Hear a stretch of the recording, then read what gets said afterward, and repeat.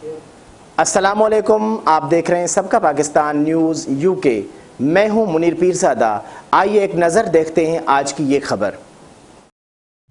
ناظرین، جڈو کے قریب گوٹ ٹنڈو کولاچی میں موسمیاتی تبدیلی کے اثرات اور ان کا مقابلہ کرنے کے لیے جدید سائنسی طریقے تلاش کرنے کے عنوان سے ایک سیمینار منعقد ہوا، جس میں مقررین نے اس بات کا اعادہ کیا کہ ہر 10 سال کے بعد موسمیاتی تبدیلیاں ایک فطری عمل ہے جس کا مقابلہ کرنے کے لیے مناسب حکمت عملی اور حفاظتی اقدامات اور جدید سائنسی طریقے استعمال کر کے کیا جا سکتا ہے۔ مزید تفصیلات جانتے ہیں ہمارے نمائندے شفیق جان کا امکانی سے۔ جی شفیق جان، بتائیے گا۔ جی منیر،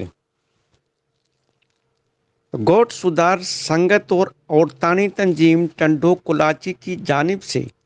جڈو کے قریب گوٹ ٹنڈو کولاچی میں موسمیاتی تبدیلی کے اثرات اور ان کا مقابلہ کرنے کے لیے جدید سائنسی طریقے تلاش کرنے کے عنوان سے ایک سیمینار منعقد ہوا،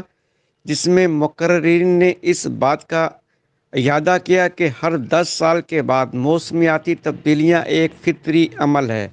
جس کا مقابلہ مناسب حکمت عملی، حفاظتی اقدامات اور جدید سائنسی طریقے استعمال کر کے کیا جا سکتا ہے۔ موسمی تبدیلیوں کی وجہ سے طوفانی بارشوں کا دورانیہ طویل ہونے کی وجہ سے سیلاب کے آنے کے چانس زیادہ ہوتے ہیں اور کروڑوں کی تعداد میں لوگ متاثر ہوتے ہیں، لیکن المیہ یہ ہے کہ حکومتوں کی ناقص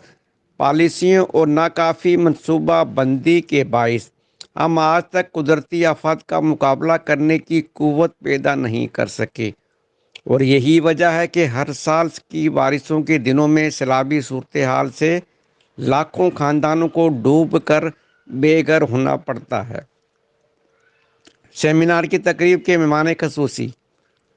سینیٹر کرشنا کماری کولی، وزیر اعلیٰ سندھ کے معاون ویرجی کولی، پروفیسر ڈاکٹر حسین بخش کولاچی، ملک محمد چانڈیو اور جاوید جبار نے ویڈیو لنک پر خطاب کیا۔ اس کے علاوہ جڈو پریس کلب کے صدر خالص پریس صدف، ملک محمد چانڈیو، محسن چانڈیو، ڈاکٹر غلام مصطفیٰ کولاچی، اشرف کولاچی، جان محمد کولاچی، میرول نساء کولاچی، ایڈوکیٹ رفت کولاچی، سردار یحییٰ کولاچی نے بھی اظہار خیال کیا۔ جی